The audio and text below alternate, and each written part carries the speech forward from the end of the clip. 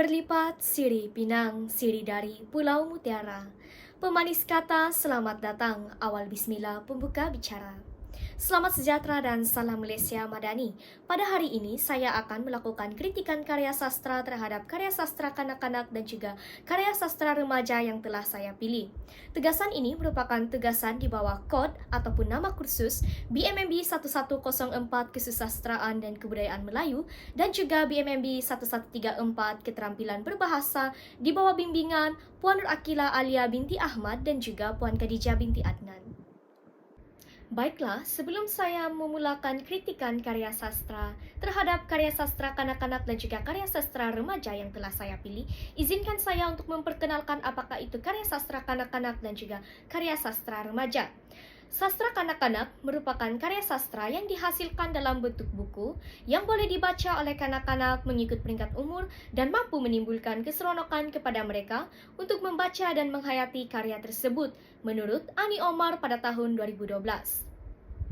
Manakala, menurut Othman Putih pada tahun 1988, beliau menyatakan bahawa sastra remaja merupakan bahan bacaan sastra kreatif yang tercetus daripada pengamatan, pengalaman dan juga kreativiti pengarang yang relevan dengan pertumbuhan dan juga perkembangan psikologi remaja yang berusia sekitar 12 sehingga 20 tahun. Menurut Hasim Awang pada tahun 1985, kritikan sastra merupakan suatu usaha untuk mempertimbang dan menilai karya sastra secara jujur dan sistematik. Di samping itu, ia juga dapat didefinisikan sebagai suatu disiplin ilmu yang saintifik kerana ditumpukan kepada penghayatan, penganalisisan dan juga penilaian sesebuah karya sastra. Baiklah, terlebih dahulu marilah kita juga bersama-sama mengenali beberapa jenis kritikan karya sastra. Jenis kritikan karya sastra yang pertama ialah kritikan sanjungan. Sanjungan merupakan pernyataan rasa kagum ataupun senang terhadap orang lain. Kritikan sanjungan pula merupakan memuji karya dan pengarangnya yang menyerlahkan pemikiran yang bernas di samping menampilkan elemen dalaman karya yang baik dan juga menarik. Baiklah, jenis kritikan yang seterusnya ialah kritikan saranan. Saranan merupakan anjuran atau sesuatu yang disarankan. Kritikan saranan merupakan kritikan yang cenderung menganjurkan sesuatu untuk memperbaiki kekurangan atau memantapkan lagi unsur-unsur yang membina sesebuah karya. Kritikan saranan juga mengalirkan nilai positif. Seterusnya ialah kritikan teguran. Teguran merupakan mengkritik atau memberi peringatan secara ikhlas. Dan kritikan teguran pula menjadi praktikal kerana pengkritik melaksanakan tulisannya dengan menyatakan keistimewaan kekuatan sesebuah teks dan serentak menunjukkan kekurangan. Kritikan teguran juga membolehkan penulis memperbaiki kelemahan pada karya sastra mereka yang seterusnya. Jenis kritikan sastra yang keempat ialah kritikan penilaian. Penilaian merupakan memberi nilai tertentu kepada sesuatu karya sastra yang menyangkut tentang mutu. Kritikan penilaian bagi menentukan sama ada karya atau teks sastra itu bermutu ataupun tidak. Pengkritik perlulah memberi hujah yang relevan dan konkret sebelum memberi justifikasi serta harus bijaksana serta adil dan saksama. Jenis kritikan karya sastra yang telah saya aplikasikan yang terakhir dalam kritikan karya sastra saya ialah kritikan pendekatan. Pendekatan merupakan suatu proses atau cara mendekati sesuatu. Ia merupakan usaha yang dibuat untuk mencapai pengertian tentang masalah penelitian. Kritikan kesusastraan ialah pertimbangan dan penilaian yang dilaksanakan. Pengkritik lazimnya menggunakan sesuatu aspek atau landas tinjauan tertentu. Terdapat 5 jenis pendekatan dalam kritikan pendekatan, iaitu pendekatan intrinsik. Pendekatan intrinsik merupakan pendekatan terhadap karya sastra dengan menerapkan teori dan kaedah sastra yang penelitiannya tertuju kepada karya sastra itu sendiri. Pendekatan intrinsik ini merupakan pendekatan yang menelusuri unsur dalaman karya. Jenis pendekatan yang kedua ialah pendekatan ekstrinsik. Pendekatan ekstrinsik memanfaatkan ilmu bantu bukan sastra seperti sejarah, agama, psikologi, politik, dan sosiologi. Pendekatan ini pendekatan yang menelusuri luaran karya. Pendekatan yang ketiga ialah pendekatan moral. Pendekatan moral merupakan penelitian terhadap nilai-nilai moral dan agama yang terdapat dalam karya. Ia berfokus kepada perilaku watak dalam karya tersebut. Seterusnya ialah pendekatan psikologi ataupun pendekatan kemanusiaan. Pendekatan ini memperkatakan 4 aspek yang melibatkan pengarang, watak, dan pembaca. 4 aspek tersebut ialah pengalaman kehidupan pengarang, proses penulisan teks, perilaku zahir batin watak, dan impak karya terhadap pembaca. Dan yang seterusnya ialah sosiologi. Pendekatan ini merupakan tumpuan kepada perbincangan kepada 3 jurus yang berkaitan, yaitu pengarang, konteks, atau masyarakat di persekitaran hidup pengarang. Pendekatan yang terakhir ialah pendekatan archetype. Pendekatan ini merujuk kepada pengkritik yang membincangkan kepercayaan atau pegangan hidup umum sesebuah masyarakat ataupun etnik. Baiklah, seterusnya kita beralih kepada kritikan karya sastra kanak-kanak yang telah saya lakukan terhadap karya sastra kanak-kanak yang telah saya pilih, yaitu Monyet dan Gajah yang Baik Hati, karya Mastura binti Ganti. Baiklah, cerita Monyet dan Gajah yang Baik Hati ini menceritakan tentang kebaikan watak gajah yang baik hati dan suka membantu haiwan lain di hutan. Ceritanya bermula apabila gajah membantu monyet yang terjatuh ke dalam sungai dan monyet berterima kasih kepada gajah tersebut kerana telah membantunya. Monyet pun berjanji kepada gajah untuk membalas jasa baik gajah tersebut. Suatu hari, harimau terjatuh ke dalam telaga dan gajah berasa kasihan. Lalu, tanpa berfikir panjang, gajah pun terus membantu watak harimau itu. Namun, harimau yang bersikap tidak mengenang budi ingin memakan daging gajah setelah dibantu oleh gajah. Pada ketika itu, monyet terserempak dengan mereka dan bertanya kepada gajah apakah yang sedang berlaku. Watak gajah pun menceritakan kepada monyet bahwa gajah telah menolong harimau yang terjatuh ke dalam telaga, tetapi harimau ingin memakan gajah. Dengan kebijaksanaan watak monyet, ia meminta gajah dan harimau untuk mensimulasikan kembali apa yang terjadi. Gajah pun meletakkan kembali dahan kayu yang digunakannya untuk membantu harimau ke tempat asal dahan tersebut, dan harimau pula masuk semula ke dalam telaga. Lalu, monyet dan gajah meninggalkan harimau di dalam telaga tersebut tanpa membantunya lagi. Baiklah, kritikan saya terhadap karya sastra kanak-kanak ini, kritikan yang pertama ialah kritikan sanjungan. Menyelesaikan sesuatu masalah dengan kebijaksanaan. Contohnya, watak monyet bijak ketika membantu watak gajah daripada dibaham ataupun dimakan oleh watak harimau dengan cara meminta mereka untuk mensimulasikan kembali kejadian yang berlaku sebelum harimau ditolong oleh gajah untuk keluar daripada telaga tersebut. Contoh yang kedua ialah watak gajah yang bijak ketika membantu watak monyet dan harimau dengan menggunakan dahan kayu. Yang kedua, bersikap baik hati dengan membantu orang lain yang memerlukan bantuan. Contohnya, watak gajah membantu watak monyet yang terjatuh ke dalam sungai dan watak harimau yang terjatuh ke dalam telaga. Kritikan yang kedua ialah kritikan saranan. Pertama, kebijaksanaan penting dalam menyelesaikan sesuatu masalah. Contohnya, watak monyet yang bijak menggunakan akalnya untuk membantu watak gajah daripada dimakan oleh watak harimau. Contoh yang kedua, watak gajah bijak menggunakan akalnya untuk mencari cara bagaimanakah untuk mengeluarkan watak monyet daripada sungai dan watak harimau daripada telaga. Yang kedua ialah sikap suka membantu penting dalam diri. Contohnya, sikap watak gajah yang suka membantu haiwan lain sehingga pada akhirnya ia dibantu oleh watak monyet kerana watak monyet ingin membalas jasa watak gajah yang pernah membantunya. Kritikan yang ketiga ialah kritikan teguran. Kritikan teguran terhadap watak gajah. Yang pertama ialah kelemahan. Kelemahan watak gajah ialah watak gajah tidak berfikir panjang sebelum membantu haiwan lain, yaitu watak harimau. Watak gajah seharusnya berfikir sebelum membantu watak harimau kerana harimau merupakan haiwan karnivor yang memakan daging. Kelebihan watak gajah pula ialah watak gajah suka membantu haiwan lain yang berada dalam kesusahan. Sikap suka membantu dan baik hati dalam diri watak gajah dapat menjadi teladan kepada kanak-kanak yang membaca karya ini. Seterusnya ialah kritikan penilaian. Cerita ini merupakan karya yang bermutu kerana mempunyai kelebihan dan juga kelemahan dalam kaedah penceritaan dan juga penulisan karyanya. Yang pertama, mempunyai nilai dan pengajaran. Contohnya, nilai baik hati yang ada pada watak gajah.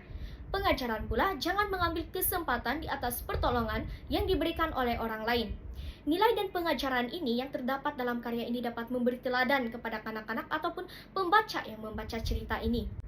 Kritikan penilaian yang kedua ialah menggunakan gambar-gambar atau ilustrasi dalam penulisan cerita. Sebagai contoh, ilustrasi gambar gajah, monyet, harimau, dan unsur-unsur hutan ataupun tumbuhan. Penggunaan ilustrasi ini dapat memberi gambaran sebenar kepada pembaca dan menjadikan karya kelihatan menarik yang mana ia dapat menarik minat kanak-kanak atau pembaca untuk membaca karya ini. Yang ketiga ialah jalan cerita yang tidak terlalu pendek dan tidak terlalu panjang. Ia membolehkan pembaca tidak berasa bosan untuk membaca cerita ini.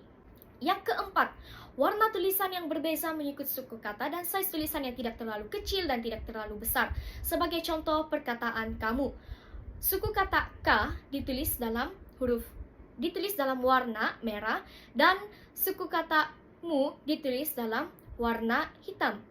Penggunaan warna tulisan yang berbeza mengikut suku kata dan saiz tulisan yang tidak terlalu kecil dan tidak terlalu besar ini dapat memudahkan pembaca, terutamanya kanak-kanak, untuk membaca di samping dapat mengukuhkan dan memperbaiki setiap sebutan perkataan. Seterusnya ialah kritikan pendekatan moral. Nilai baik hati. Contoh, watak gajah yang baik hati yaitu membantu watak monyet dan harimau yang mengalami masalah apabila mereka terjatuh ke dalam sungai dan juga ke dalam telaga. Nilai yang kedua ialah nilai kebijaksanaan. Contohnya kebijaksanaan watak monyet ketika membantu watak gajah yang hampir dibaham oleh watak harimau. Sekian itu sahaja bagi kritikan karya sastra kanak-kanak. Seterusnya kita beralih kepada kritikan karya sastra remaja. Karya sastra remaja yang telah saya pilih ialah novel Di Sebalik Dinara karya Dayang Nur. Baiklah, seterusnya sinopsis karya.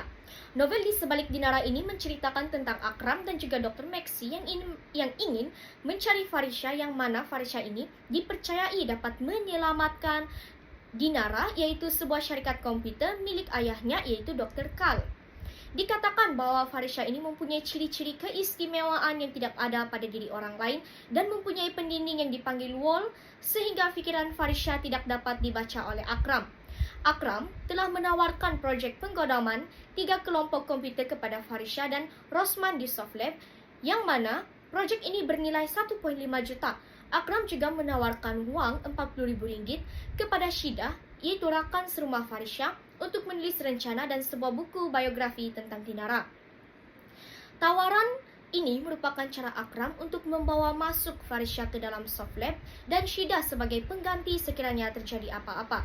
Dinara ini merupakan hasil kerja Medina dan juga Kal. Perkara yang menjadi misteri ialah apabila Medina menghilangkan diri sebelum Dinara selesai disiapkan. Medina dan Kal telah mencipta satu prototipe yaitu Alia. Semasa berada di Softlab, Farisha tiba-tiba berasa pening dan Alia membantunya sehinggalah Farisha terlelap. Pada ketika itu, Alia mengambil kesempatan untuk memasukkan 2 batang jarum muda lentur di bawah tengkuk Farisha. Azrai, yaitu abang angkat Farisha, memberitahu Farisha bahwa dia menghidapi masalah jantung dan memberikan satu dokumen peninggalan ayahnya, yang mana dokumen itu menyatakan bahwa Farisha merupakan anak angkat kepada keluarga Azrai. Hal ini mengejutkan Farisha. Satu sesi perjumpaan antara Farisha dan Kal dilakukan, namun Farisha tiba-tiba pengsan sehingga Farisha dihantar ke hospital. Semasa berada di hospital, 2 orang lelaki yaitu Amin dan juga Farid mencerobohi bilik Farisha untuk mendapatkan maklumat tentang Farisha dan mereka berjaya menembusi wall yang ada pada Farisha. Akibat Farisha tidak dapat menanggung sesi perjumpaan dengan Kal, Shida pun menjadi pengganti kepada Farisha untuk melakukan hal tersebut.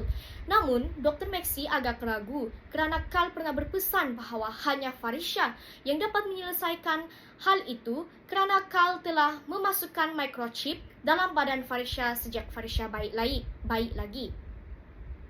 Akhirnya, 2 batang jarum muda lentur dimasukkan ke dalam tengkuk Shida. Azrai memberitahu Farisha nama ibu kandungnya yaitu Marilyn, tetapi nama ayah kandungnya tidak tertulis dalam dokumen tersebut. Farisha pun memberitahu Azrai bahwa dia telah bercakap dengan ibu kandungnya ketika dia berada di hospital. Keadaan ini sangat merisaukan Azrai, lalu membawa keluar Farisha daripada hospital untuk menyembunyikannya kerana Farisha diburu oleh ibu kandungnya sendiri. Ketika mereka berhenti di hentian pagar, 2 orang lelaki telah mengacukan pistol kepada Azrai, lalu membawa lari Farisha. Semua kebenaran terungkap bahwa Alia, Medina dan Farisha sebenarnya bahan uji kaji Kal berpuluh tahun yang lalu. Tiba-tiba Dr. Maxi mengumumkan bahwa Carl sedang nazak dan mereka pun bergegas ke rumah Carl di Puchong. Akram menjelaskan bahawa punca Medina berdendam ialah kerana Carl telah mensabotaj Medina sehingga menyebabkan Medina menjadi separuh gila. Akibat daripada keadaan Medina yang separuh gila ini, dia hampir mencekik Farisha ketika Farisha masih bayi. Lalu, Akram dan Dr. Maxi pun menyelamatkan Farisha dan menyerahkan Farisha kepada keluarga Azrai. Satu kebenaran lagi terungkap bahawa Akram juga merupakan hasil uji kaji Carl, yang mana Akram ini merupakan adik kepada Carl. Carl masih terbaring di katil dan aktiviti otaknya menurun. Farisha berasa sedih kerana inilah pertama kali dan terakhir kali dia bertemu dengan ayah kandungnya. Mayat Carl dibakar dan abunya ditaburkan di Selat Melaka seperti permintaan Carl sebelum ia menghembuskan nafas terakhirnya. Akhir sekali, kejutan berlaku apabila Shida berkata-kata seperti Carl. Baiklah, kritikan saya terhadap karya sastra remaja ini iaitu novel Di Sebalik Dinara karya Dayang Nor. Kritikan yang pertama ialah kritikan sanjungan. Kritikan sanjungan yang pertama ialah mendapatkan maklumat dengan bijak. Contohnya, Akram mengambil bekas gelas minuman Farisha semasa berada di pesawat untuk mengambil DNA Farisha bagi memastikan bahawa Farisha lah orang yang mereka cari selama ini.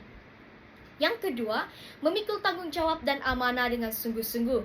Contohnya, pekerja soft lab Akram dan Dr. Maxi berusaha untuk menjejaki Farisha kerana ia merupakan amanah daripada Carl. Yang ketiga ialah menyayangi dan melayani anak angkat seperti keluarga sendiri. Contohnya, keluarga Azrai menjaga Farisha dengan sungguh-sungguh dan menganggapnya seperti adik kandungnya sendiri sehingga Azrai memasang alat keselamatan di rumah Farisha.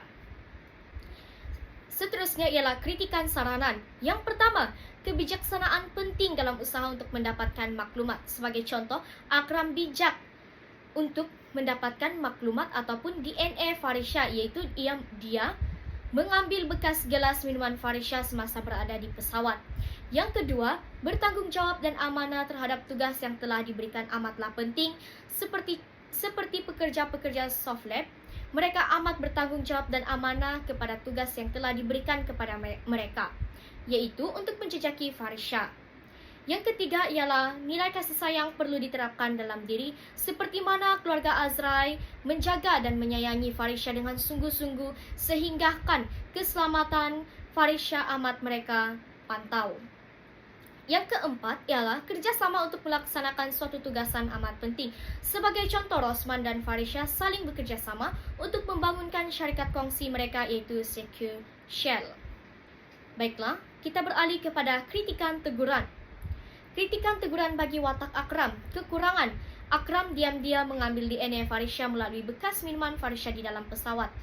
Situasi ini menunjukkan ketidaksopanan seseorang yang mengambil DNA orang lain tanpa kebenaran. Kelebihannya pula, Akram bijak kerana dia mengambil DNA Farisha daripada bekas minuman Farisha. Akram menjalankan tanggungjawab yang telah diamanahkan kepadanya dan kebijaksanaannya untuk mendapatkan maklumat tentang Farisha. Kritikan teguran bagi watak Carl. Kekurangan watak Carl ialah watak Carl telah menjadikan Alia, Akram iaitu adiknya sendiri, Medina, istrinya, Alia juga merupakan istrinya, dan Farisha yang merupakan anaknya sendiri itu sebagai bahan uji kajinya dan telah mensabotaj Medina kerana takut Medina menjadi lebih baik berbanding Carl. Watak Carl ini terlalu taksub dengan teknologi sehingga mengabaikan nilai kemanusiaan, yang mana keadaan ini dapat memberi dorongan negatif kepada anak-anak muda dalam menggunakan teknologi maklumat yang semakin hari semakin moden pada masa kini. Kelebihan watak Carl pula, beliau berjaya menghasilkan prototipe dan satu syarikat komputer iaitu Dinara ataupun Softlab. Watak Carl bijak dalam menggunakan teknologi maklumat. Seterusnya, kritikan teguran bagi watak Azrai. Kelebihan watak Azrai yang mana Azrai memasang alat keselamatan di rumah Farisha. Watak Azrai menunjukkan kasih sayang Azrai terhadap Farisha dan dapat menjadi teladan kepada pembaca untuk sentiasa menyayangi orang di sekeliling kita, terutamanya ahli keluarga kita sendiri. Baiklah, kritikan yang seterusnya ialah kritikan penilaian. Yang pertama ialah jalan cerita yang menarik. Huraiannya ialah, jalan cerita bermula daripada permulaan, klimaks, hinggalah peleraian sangatlah menarik dan membuat pembaca tidak bosan untuk membaca novel ini, yang mana dari permulaan kepada klimaks dan peleraian timbulnya rasa tertanya-tanya dalam diri pembaca sehingga menyebabkan pembaca ingin terus membaca novel ini. Yang kedua ialah penceritaan yang penuh dengan emosi. Sepanjang jalan cerita dalam novel ini dapat menimbulkan emosi dalam diri pembaca, yaitu perasaan sedih, marah, dan gembira. Keadaan ini dapat memberi gambaran situasi sebenar kepada pembaca, yang mana pembaca berasa bahawa mereka berada dalam situasi ataupun penceritaan dalam jalan cerita novel tersebut. Yang ketiga ialah mempunyai nilai dan pengajaran. Sebagai contoh, nilai kasih sayang, nilai kebijaksanaan, kesyukuran, kegigihan, dan kerjasama. Terdapat banyak nilai dan pengajaran yang dapat menjadi teladan dan pengajaran kepada para pembaca yang membaca novel ini. Akhir sekali ialah kritikan pendekatan.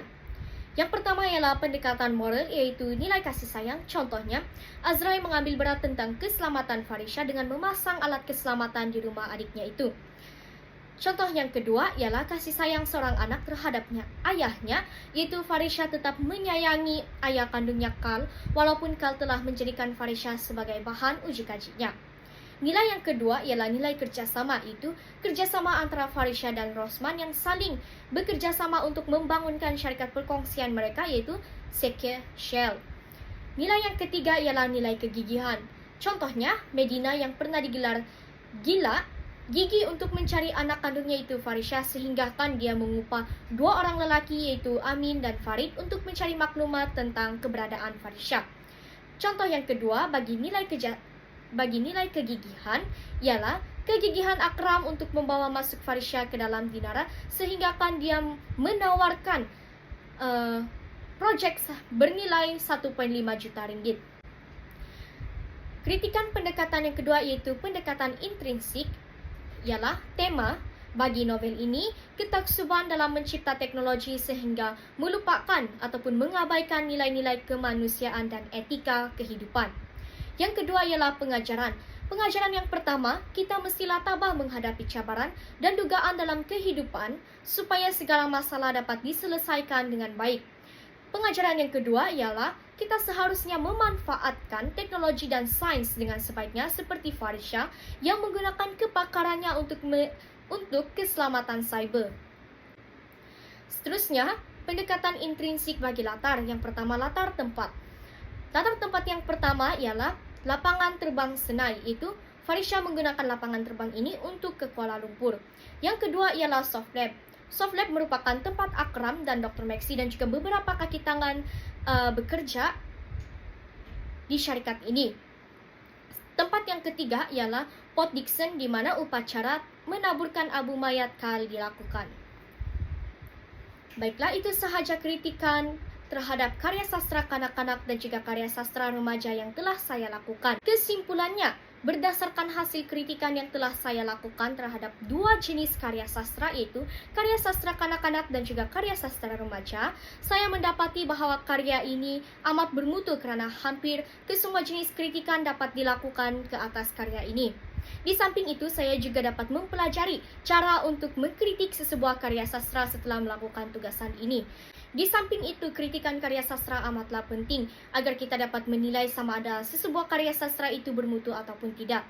Selain itu, kritikan ini juga dapat ataupun membolehkan penulis karya untuk memperbaiki karya mereka yang seterusnya. Sekian, itu sahaja daripada saya. Terima kasih.